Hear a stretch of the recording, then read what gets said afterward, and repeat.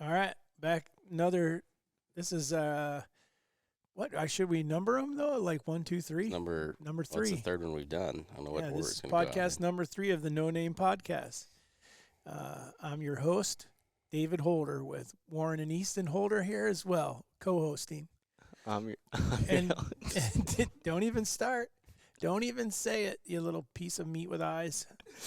So, all right, but today's topic is one that is, if you want controversial, I guess we're going to lay it out there. We've had a couple that have been controversial, but trail cameras, specifically cellular trail cameras. Some states have recently, such as Arizona, has now banned all trail cameras, not just cellular. There's several states now that have banned them on public areas or during off season, and so there's different restrictions. I could go through the whole list, and I mean there's some others that have other laws around them, but what are our thoughts on these trail cameras, and specifically on cellular trail cameras? I know I have a serious opinion on it, but Do you want to go over the legality of it first? sure. Like in Arizona? So do you agree with it in Arizona? Only because I've hunted there. I have seen what Me too. trail camera abuse does look like. And when you walk up to a water hole, let's just say, and water holes out there being, let's just say a tank, a pond that is 150 yards by, or 100 yards by 50 yards. You know, it's a small little oasis where these elk or deer are getting a drink, and 10 or 15 or 20 trail cameras on around the pond. from public people or From like public people, land? from all the guys hunting there. I mean, I can tell you that like any other place that I've ever elk hunted or deer hunted, even for that matter, if I walked up and saw someone had a trail camera on something, I don't put mine there. I would Yes. go on to somewhere else. But I mean, Etiquette, proper etiquette. yeah, and from what I understand, the things that I've read say that there was, fights starting to break out amongst the hunters, Who can get their and- SD card first? Well, that was one way that a couple guys interviewed said, well, if there's a big bull there or not because you won't have a card in your camera. Oh, that's kind of crappy. Somebody takes it, and then that tells you, there's a good one coming. I wonder what that cutoff is. Is it like I don't know. 330? Because like, if I'd be pulling cards then if I knew it was only up to 340. Okay, you guys can have those ones. Right. I wouldn't steal anybody's property, so I was. But just I think joking. what really ended up happening is the But you have hunters started battling, and so then Game and Fish or whatever it's called, and the DNR or whatever they're called, were actually being called to stop two hunters from killing each other over this, and they finally got to the point where they were like legit, or you're just saying it was going to get to that point? it was getting to that point. I mean, they were running calls on this, and then there's also, does it break the fair chase code? And that's what they were referring to, is that is this technology giving us an upper hand to where now no longer do the animals have fair chase? Wasn't part of it though too, just because wildlife wasn't able to even get to water sources or anything because there was so many people constantly. If you think about 20 people, Checking them. realistically 15 people on a camera, somebody's probably there every single day, and that just puts a lot of stress and strain on those animals. For sure. That's what, for those of you listening that have never hunted Arizona or know anything about it, the majority of the state is public, and then I'd say everywhere I've hunted, the majority of it is also accessible by four-wheelers, trucks, some form of vehicle. So it makes it pretty difficult for animals to be able to get away from humans. It's very tough. I mean, I don't think in a situation like that, granted, it's excessive with that many people, but I don't think a trail camera's hurting anything. If there's I guess if it was private or somewhere where there's not 20 cameras sitting on it, but a watering hole, if that's the only place for them to go, you could sit there just as long and see the same amount of things, whether your trail camera's there or not. It's not like you're. Well, I mean, and maybe we should back up and actually state the fact. And the fact is that all of us sitting here today use trail cameras. Yep. I mean, and I have now probably for, well, I don't know how long it's been, but it's back when they were still D-cell trail cameras. Yeah. You had 6 D-cell batteries in them. I've been using trail cameras for a long time. the way that I personally use my trail cameras, I don't feel like that I'm putting that much. I'm not adding to the stress of the animals and things like that. I'm putting my camera in a place where I can identify that that animal exists.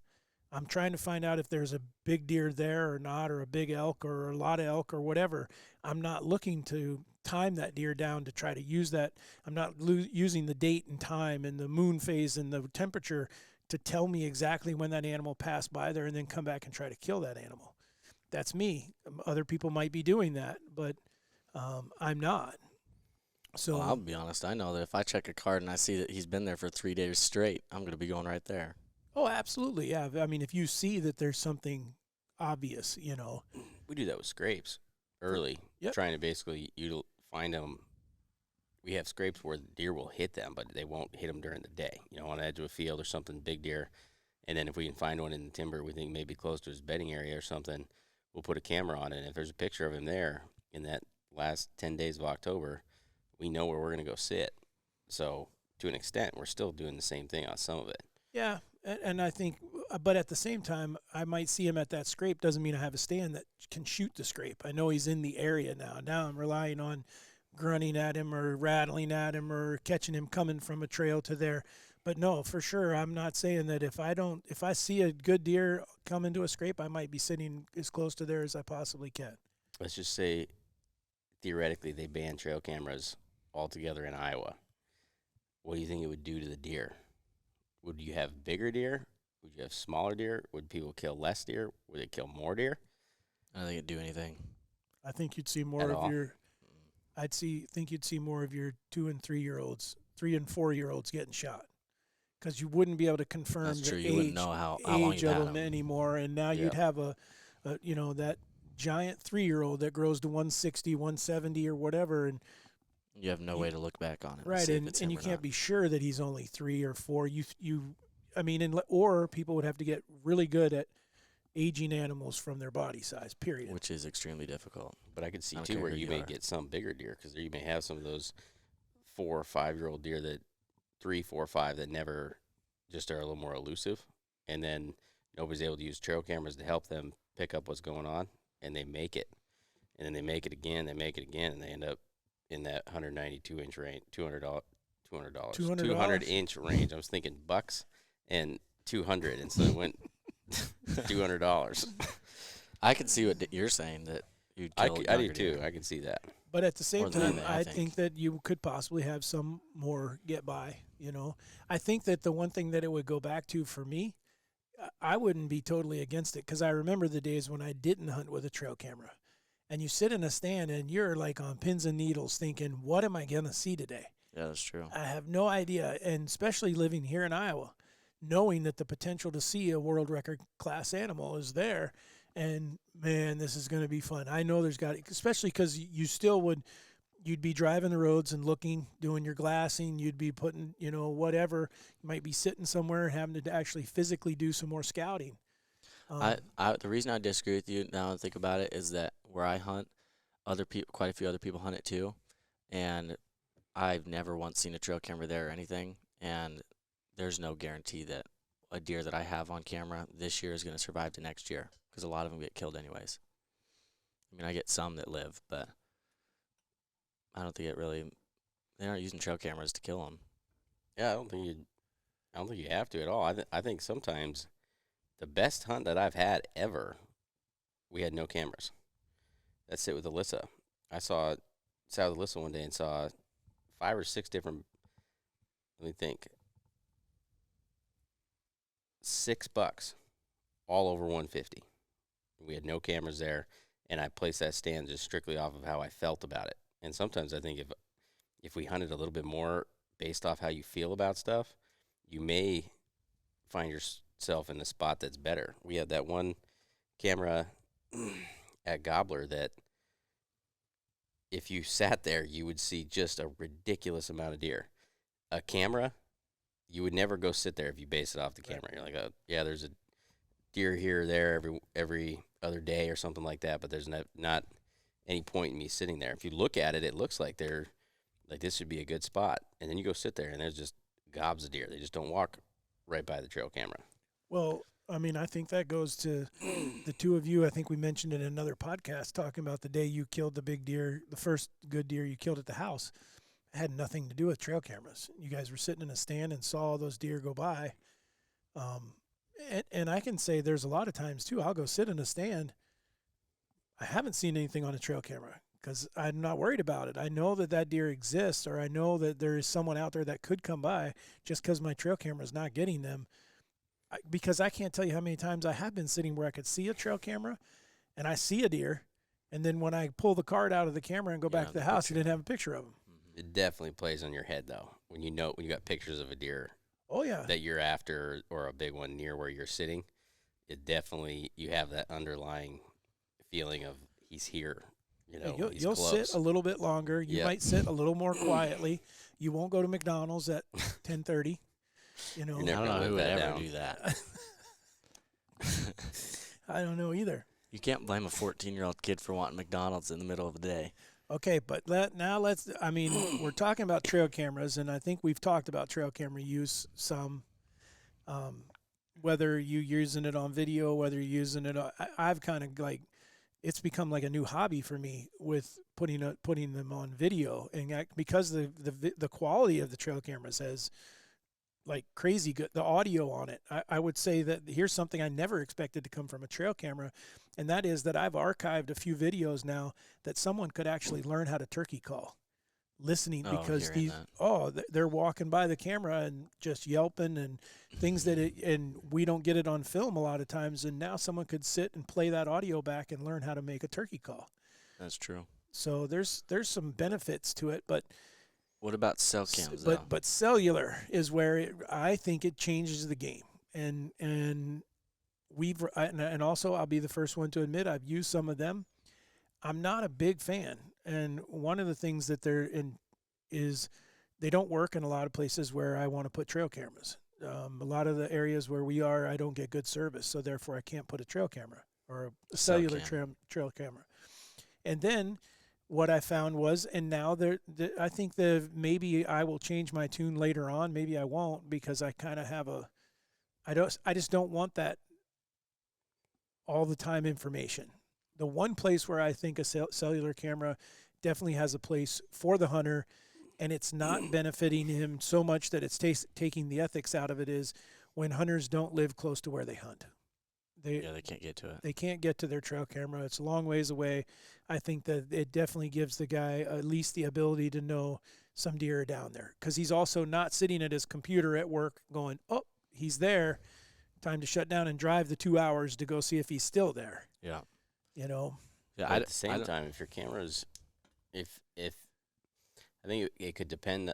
So, one, let's answer the first question of, is a cell cam cheating or not?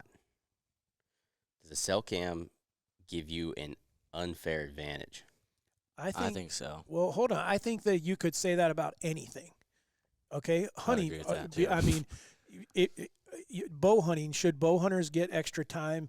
Well, no. But could a bow hunter cheat? For sure, he can drive down the road in a minivan and open the door and shoot one out of the thing. So there's always someone that's going to push it to that degree. And I think that when it comes to camera use or cellular camera use, then it depends on how you use it, whether it's cheating or not. Well, I think if you're talking about cheating in general, trail camera in itself would be cheating. Well, that was going to be my next question. But so let's just say that you're using a cell cam to try and pin down. Let's just say this is just the easiest example that I can give. You have a scrape that's right next to a bedding area, and you get a picture of a deer that you want to shoot at 9 a.m. at that scrape. And you have a stand that's 100 yards from there that you can slip into somehow. Maybe it's 200 yards, and you now know that he's in there, and you're going to go hunt that stand now. Is that cheating? I think so. I think so. I do too, but I've done it. Of course you have. So I don't agree with that. Okay, so then we'll take it a step further. Is if a guy is doing that every year to kill a big deer, is he a good hunter because he's killing big deer, or is he not as skilled or talented because he's using a camera in a way that it gives him an advantage that he's going to win? I think that he's not as skilled of a hunter. And the reason I think that is because you have places that, well, Montana growing up, you couldn't use your phones or like walkie-talkies or anything to tell somebody that, hey, here comes deer. There's a lot of states that are like that, actually. But you're getting an advantage because it's live time. It's, hey, you're sitting down there a mile or two away from me. I just watched 2 bucks run away, and they're coming right at you. Get ready. You have a warning. You're ready. You're prepared. If you're going into the woods, knowing that that deer is within 100 yards of you, there's your warning, and you're prepared for it, and you're going to act differently as opposed to if you had no idea that they were there. Yeah, I think that I agree 100%. The way I think that you could really make it make sense is in my eyes, it's like a football game. So using a trail camera in the first place may be like offsides, right? Because you're going from, you may never know that deer exists except for what you're driving around and what you see. So now you are getting information on, okay, he frequents this area a lot more than this area. He does go over here where I didn't think that he did. So now you're cheating on level 1. Now you go and you get live time information, and then, so that to me is like, I guess, what's a more severe flag in football? Pass interference. Yeah, pass interference, because now you're really getting where you're cheating a little bit more intensive, and it's really paying off for you. Because I think when you have lifetime information like that, I think of just some of the deer that we've tried to kill. We would kill bullwinkle a year earlier because I'd have known the days that he was in that bottom, and I would have known for a fact that he was in there based on that time. So take your question and go one step farther. Had you killed him a year earlier using that, would that have taken away some of the credibility of his kill? No, yeah. I mean, would it have meant as much to you killing him a year earlier, knowing that you used that technology to do it? Since he was like 180 something, I would have been just fine with it. But it does. But I would take away from him. Hold on, I think that if he was using that, I would say he earned it this way a lot more than he would have that way. Well, let me answer by just hunting him this way though. It's hard for me to answer that because I wouldn't have known that I did kill him the next year. Right. Because what my strategy was the next year was to just hunt it every day that I had the right winds as carefully as I could, knowing that he was going to be there one day. Where I think that a cell cam, I could add a cell cam in there, and usually whenever he was there, you get a picture of him in the morning and in the evening. So I'd known I'm going to kill him in the afternoon. So, yeah, I do think I'm more proud of the way that I killed him than using a cell cam. I think that there's certain times, there's other places too where the biggest one I can think of off the top of my head is just those deep bedding areas where you don't want to go check them. That one can be really cheating because you're getting a lot of really good information, at least from my experience just using cell cams last year. But it doesn't necessarily do you all that much good because you can't go in there in some instances and hunt them. A lot of those places you'd be going in way too far, at least but at that time. Just knowing where an animal is at is a huge advantage. It's a giant advantage, and it's live time. I mean, for sure, without a doubt that. Well, I mean, and here's the thing, and we open this can of worms on ourselves. You could we can say, hey, we don't agree with putting a cell camera on there, and knowing that bullwinkle was going to be there, he's there right now. Okay, it's time to start hunting that scrape. And would it have taken away from that? At the same time, the reason you knew that the scrape to hunt was from a regular trail camera. So it wasn't even from that. I saw him. Yeah, I never had pictures of him there. I saw him first. But how many times did you miss him? Probably a lot. Well, you did because you kept getting trail camera pictures of him, and you weren't in there because you had to check it every couple days. But that's because you didn't have any real time information. Everything. Even when you did figure out where he was, what he was doing, it was a year too late, or it was a few days too late. It was a week away from when he was hitting that scrape often, so you had to wait an entire year. Well, and I did try to hunt it, but the wind didn't cooperate. Right. So I think that it's one of those debates where do you stop? Where do you start? Where do you go? It's in ours is not that we can't say we're right. There's no right or wrong answer. We can say this is our opinion, but it's not. definitely someone out there that's going to say, you guys are running a whole bunch of trail cameras, because we do. We got different places that we hunt. Well, then you're getting information that you didn't get 30 years ago. 30 years ago, a guy wouldn't have known. Which we're not arguing that. Right. I think it would be naive to say. I think the real question of what that comes to is it ethical or not, or should you do it or not? I think it'd be really, really hard to argue that getting live time information on animals in the woods doesn't give you an advantage. I don't know that really even is something that you could argue. I mean, how does that not? It definitely does. How can you say, well, the fact that I know exactly where that deer is at exact time doesn't give me any advantage? So I don't know that that's even really a question. You have an advantage. The question is whether you should be able to do that or not. That's what the real question is, I think. So the one thing is, too, a lot of these cameras now offer different times to get your photos back. And so someone using a cellular camera and using it in the context that we're talking about, of not wanting to go into a area and to disturb it, or it's too far away for you to go there very often. Well, if that's the case, and you're only gathering your photos once a day or twice a day or something like that, then you're not necessarily getting real-time photos. You're using it for the exact same reason that someone's using a regular trail camera at that point. Yeah. So they're... I'd say the majority of people that are getting a cell cam, though, are not using it in that way. They're getting 97%. They're getting their photos as fast as they can. Yep. Yeah. See, and those cellular cameras that I have run, I didn't, because I didn't want that. I did not want it coming immediately. Now I will say, so one, I don't think that we're trying to tell you whether or not you should be able to do that. Well, we can't, considering the two of you use them. So yeah, I use them, and there's certain times that the one thing that I'll say is I probably learned more by having cell cams last year than I've ever learned about deer in my life, because what was happening, and I did have them set on instant. It's like cocaine. Like, you just get addicted. Like, every time you get a notification. Do you know what that's like? Maybe. I don't know. We're just going to assume. I can't answer that That's on here. That's a terrible answer. Good Lord. Why would you even ask me that? Now I have to answer it. Because it should be a no. Well, of course not. I have no idea what cocaine is like. Okay. We have to edit that later, but you shouldn't ask that question in the first place. Everybody bring up cocaine. Everybody knows cocaine's addicting. Okay. That's all he was doing, was trying to make a point, Easton. Oh, yeah. So it's like opioids. Is that better for you? Have you tried opioids? I'm prescribed them. Yeah. Okay. Anyways, the point I'm trying to make is it is super addicting. Every time that you get a notification that and your phone goes off, you can't not look at it. And so then it does do a few things. One, sometimes it really, really freaking hurts, because you're sitting in a spot and then you get a picture of the deer or a big deer in a different spot.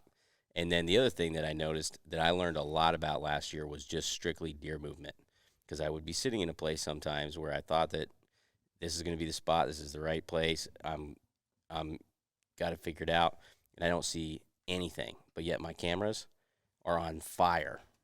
And it's really you're everywhere except for where you're at. Yeah, and then you realize, okay, either I'm hunting this with the wrong wind, or I've picked the wrong spot, or that was the biggest thing I think that I realized was it was food sources.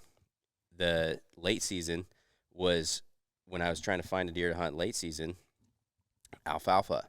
That huge alfalfa field I didn't really think that there'd be that many deer on it when it was like -20. I figured they'd all be in corn or beans, and I was getting I think I probably was getting more photos of deer in that alfalfa than I was on standing beans.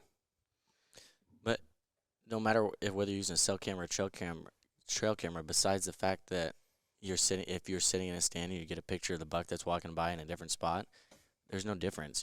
Why are you learning more from a cell cam than you are a regular trail camera? If you got it in the same spot, you're going to get the same information. No, because I'm aware of what all is going on at that time. Either it's raining or it's cool, or there's low humidity or high humidity or high pressure or low pressure. The wind is blowing hard or it's not, or the wind's blowing hard and all of my cameras that are in bottoms protected from winds are going off.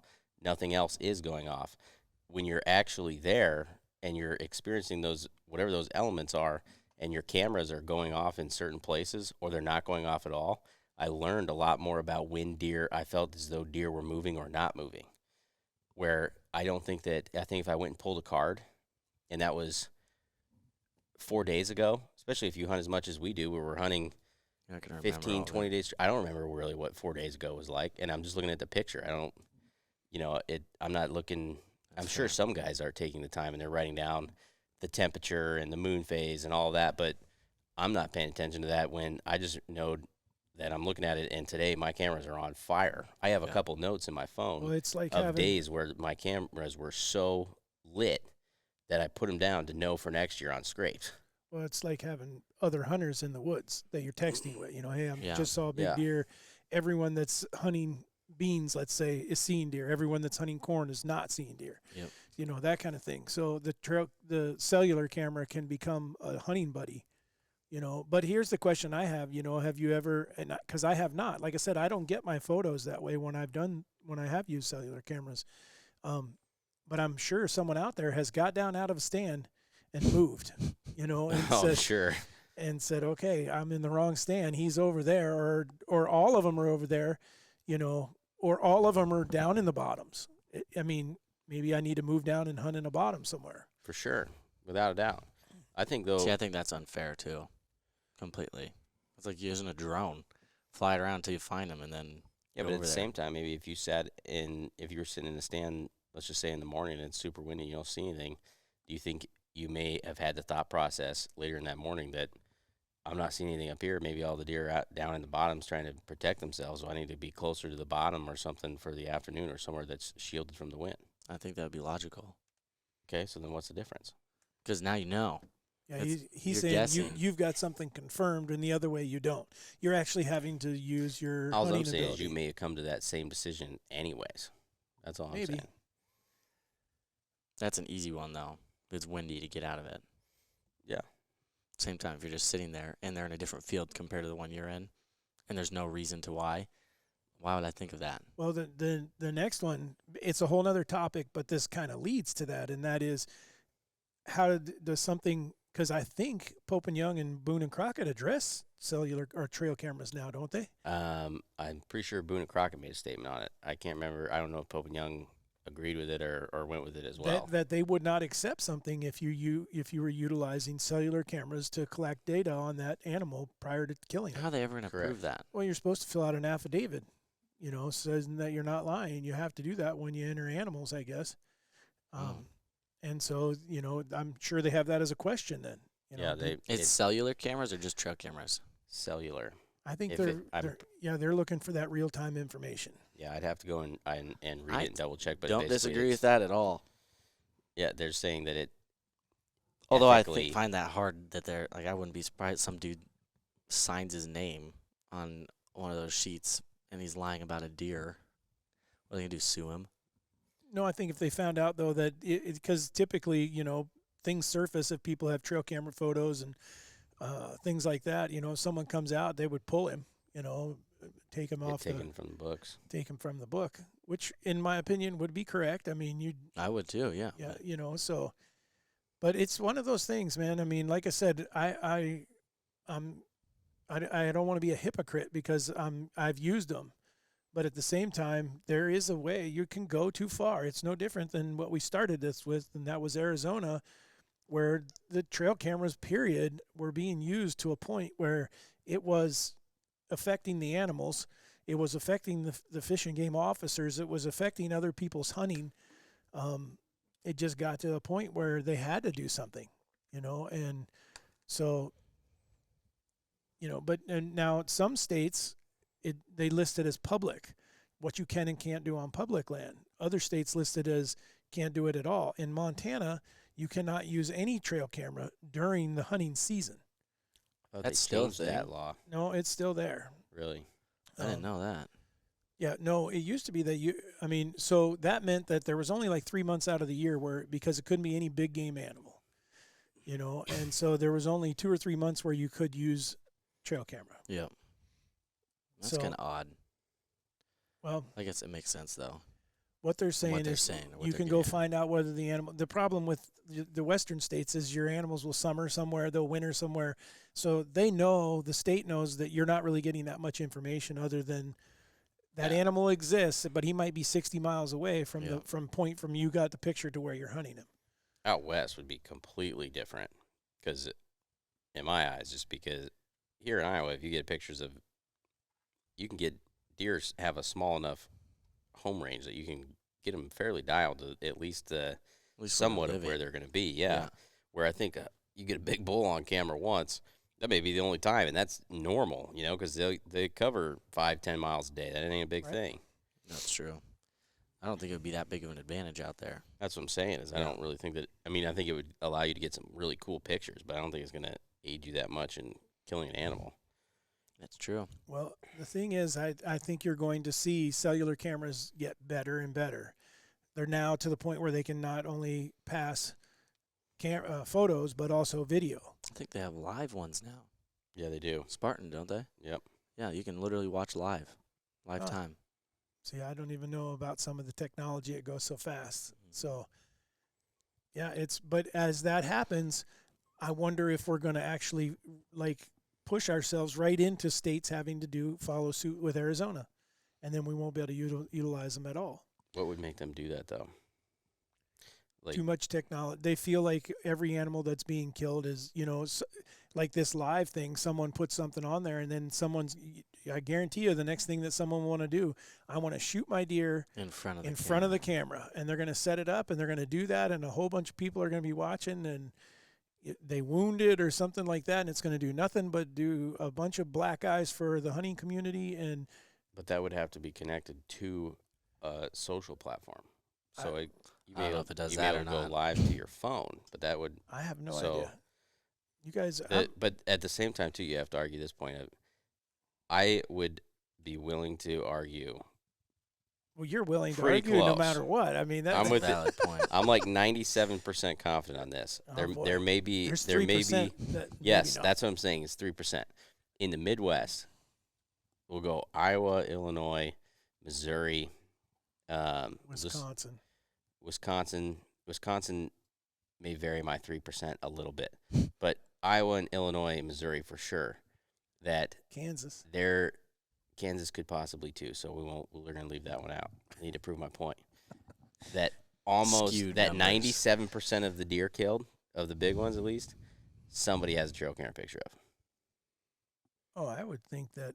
Why is Kansas not involved in that? Yeah, I would think Or that- Because Wisconsin. Kansas has some big enough stretches of ground that's all private or something else that you may have deer that are never leaving that property. That deer they killed, I think, 2 years ago, that like cactus-looking thing that had just tons of points everywhere.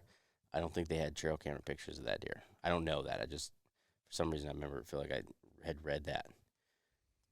But my point is, so that means that there's almost already no deer on the face of the earth in the Midwest that isn't getting his picture taken from somebody. Yeah, and I definitely don't have an issue with deer getting their picture taken. It's just the live information. Yeah, To be it's honest, the live. I bet I have quite a few deer that I don't have pictures of. But does somebody else have a picture of them? I wouldn't think so in some of those areas. Maybe I don't know. I mean, Well, you'd I can think, tell but at you- the same time, it's like every year we end up seeing a deer that we do not have a trail camera photo of. Every single year, and we even will some of your capture a neighbors deer. don't have them sometimes. We will either. capture a deer on film that we can't go back and find a trail camera photo of. And I can think of 2 or 3 from last year. Who? They don't have names because we don't name a deer that I see him one time, but a deer showed up over at one of my rub trees. He's a 9-point with a great big split. Never seen that deer before. Never seen him since. You saw him in person.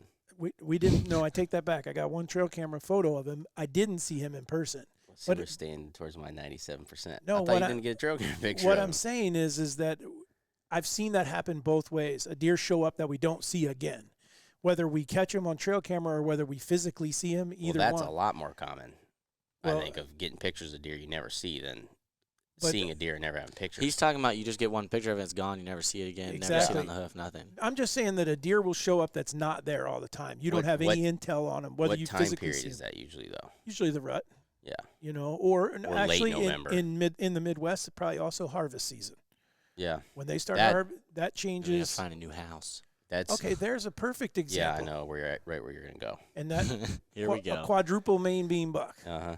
Oh, I The didn't two even of think you, of that. yeah. And I had 3 trail cameras along a corn edge for the entire hunting season. And summer. And I have 2 kids telling me we just saw this freaking crazy thing out in the corn. Oh, there it was like an alien.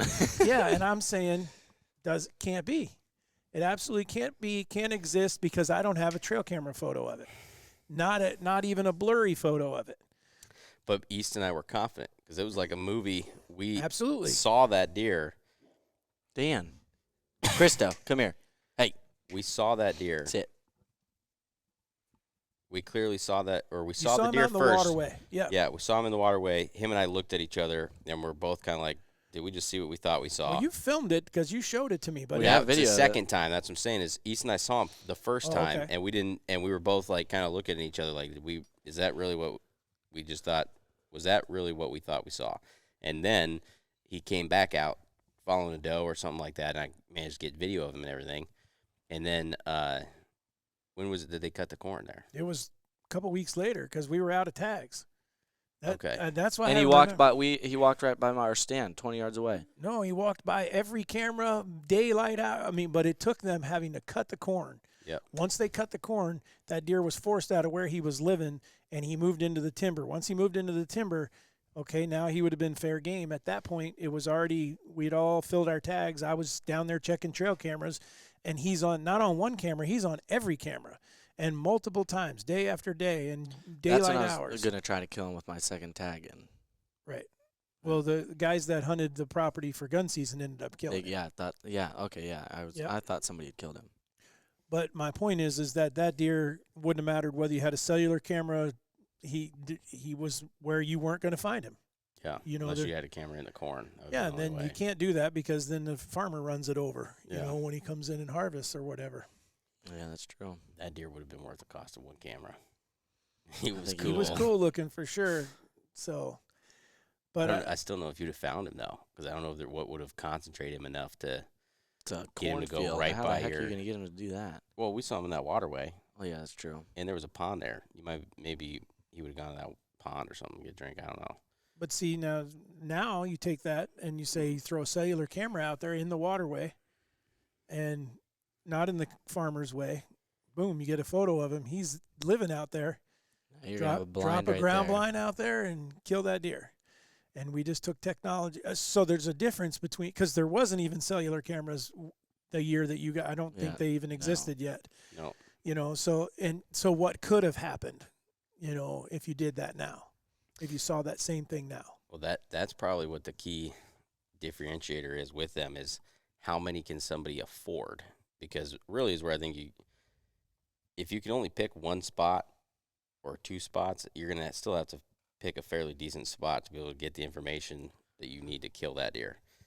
A guy that can buy 70 cameras or 100 cameras Just put him anywhere. and puts them out everywhere, yeah, he's going to be able to get a lot more information to help him kill a deer than most of us are going to be able to do. You know, most people probably aren't putting out 100 cameras. Because I still kind of, if you were to put a camera in that waterway, I still kind of disagree with, like, if you were to kill that deer, because we wouldn't have known that he was there. But at the same time, if I would have just had some random hunch that I think I should put a camera here because I think deer are going to be crossing it, am I that far off to put a camera there and I end up getting a picture of him? I'm like, holy crap, my hunch was right. I did get it.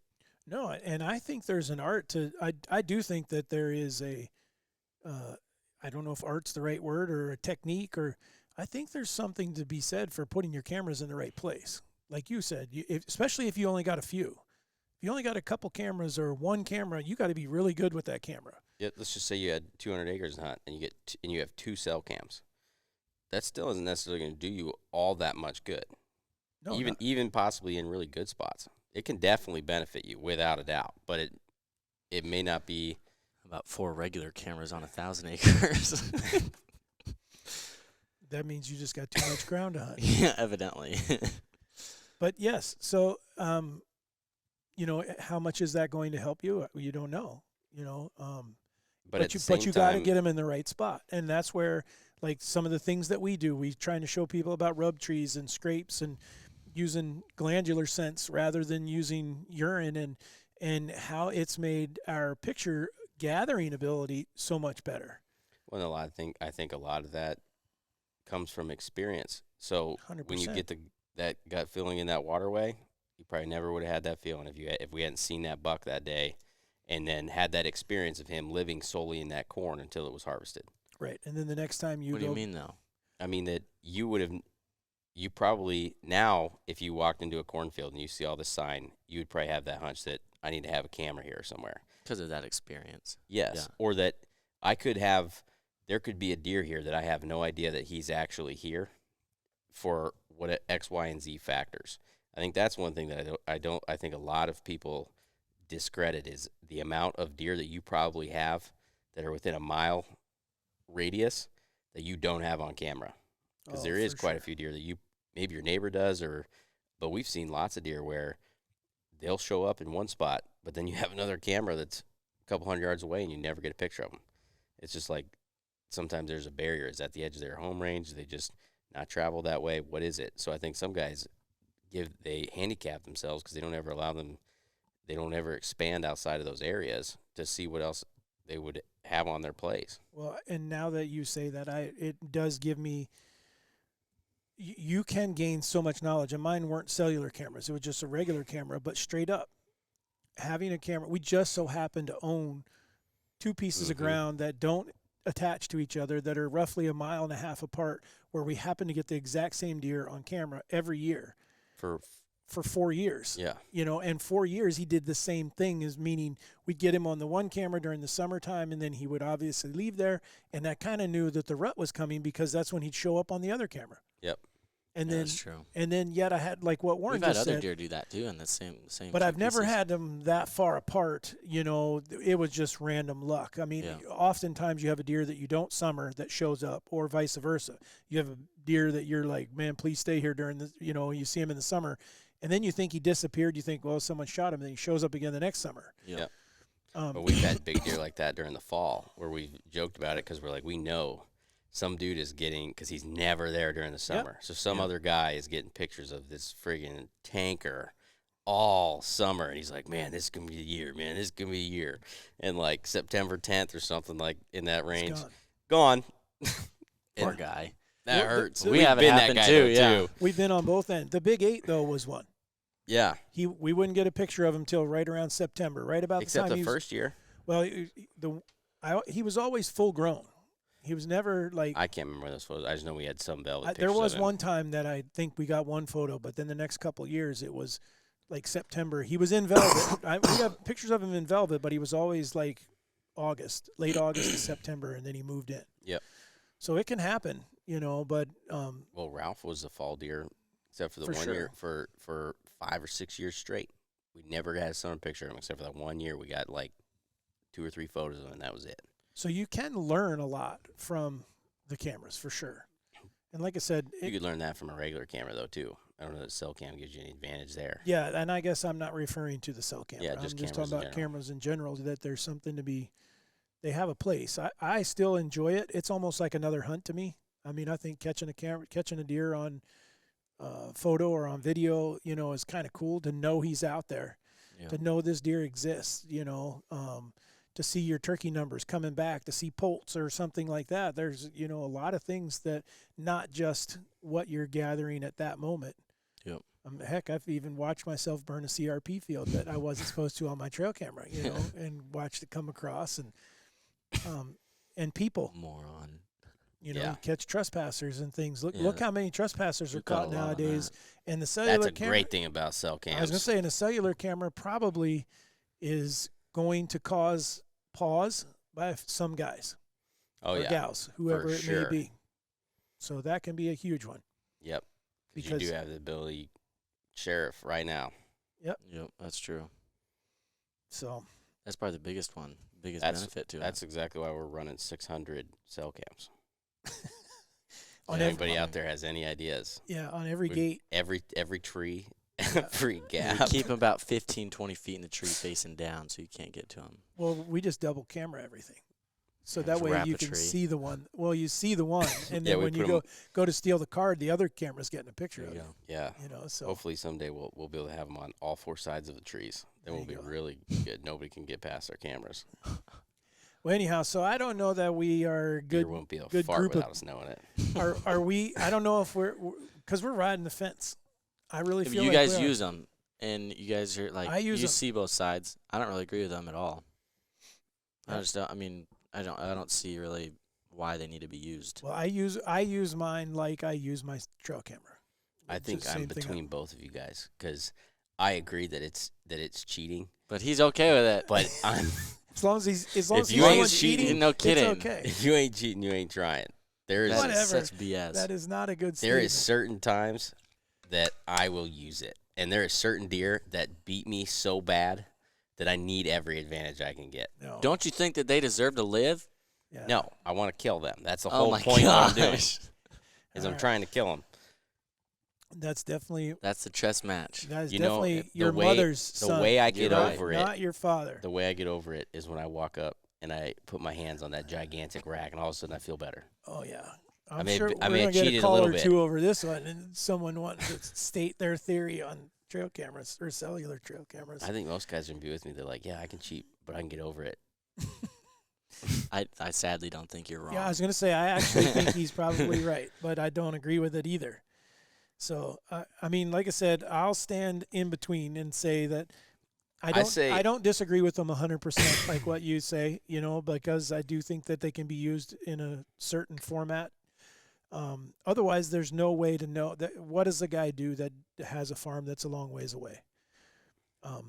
I say more power to both of you, and with honest to God, that's what I'm saying. I think that for you guys to be able to go that way, especially you, because I know that you don't use them at all, and so Easton's not just blowing smoke and then using them on the side. He's legit, and he really doesn't run many trail cameras at all. So I think that you deserve credit for that. But I'm like I Thanks, said, big bro. I'm okay with cheating I know you are. Oh, to a well. certain extent. All right. Well, I think that we've hammered the cellular camera issue for at least a little while here. Yep. I don't know if we missed anything. Hey, please shoot us an email, shoot us a direct message, Or whatever. let us know your opinion. Yeah, give us. Is it cheating? Are Yeah. cell cams cheating? So, Easton's nodding his head, Warren shaking his head. All I would tell you is if you're going to play cards with our family, I wouldn't play with him because who knows what he's going to be doing to win, Yeah, no kidding. So, This means I put in a lot of effort. I'm just in it to win it. Okay. I'm telling you, the deer I'm thinking of last year was 170 inch 8, 177 Yeah. inch 8 with like 6.5 inch bases, yeah. freaking 27 inch beams. You're gonna tell me that if you stuck an arrow in him because you had a cell cam, you wouldn't be able to get over it? I wouldn't be in that situation. I I- wouldn't use one. Yeah. Oh, I could. I'd be looking at him on the wall and be like, man, I'm glad I used that cell cam. Yeah. So, the You next, should be Tom Brady's best friend. That's exactly what I was thinking. Exactly what I was thinking. Got that Super Bowl with those deflated balls, but I'm okay with it. Hey, That there's trophy looks good on my wall. there's a reason he's worth 500 mil. Oh my lord. all those people that name their deer. Warren will have Cellular and Verizon, and all That's these, the real challenge. If you can kill one on AT&T with their crappy service. Good lord. there goes that sponsorship. All right. Well, like I said, if you guys have questions, you got something or you just have an opinion. We're as you can hear, we're not 100% in agreement on this one for sure. And there's many other topics that we won't be. So we'd love to hear from you, and we will hopefully, the next topic, maybe we will agree, maybe we won't. I doubt it. Let's hope not. Seem to have a different opinion on most of this. So thanks, guys, for listening, and hopefully that helps. Is there anything that, is there any particular cellular cameras that you guys like better than others? I'm not necessarily talking about types of brand names or anything, but is there ones that do things that people would get out of this that they would,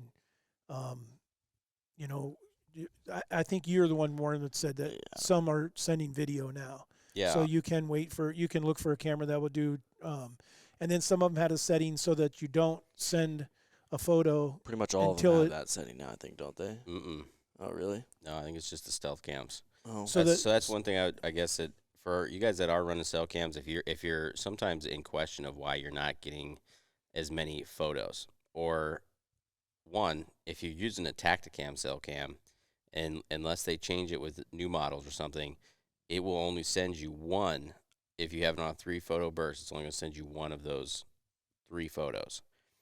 The other part with that is if you have your camera set on instant, then when that camera is sending a photo, it won't take in any other pictures. So if you have a hot dough come by your camera and it takes a picture of that hot dough, if it's in the process of sending that photo, if that takes 5 seconds or 10 seconds, or whatever, it won't take a photo of the buck when he comes by. That's what something that is really nice about the stealth cams is they have something on there called grouping. I don't know why they called it that, but they called it grouping.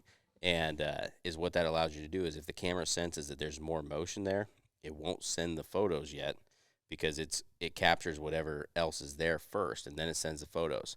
So you may want to consider not running your cameras on instant in certain places if you can avoid it, because you may get more photos.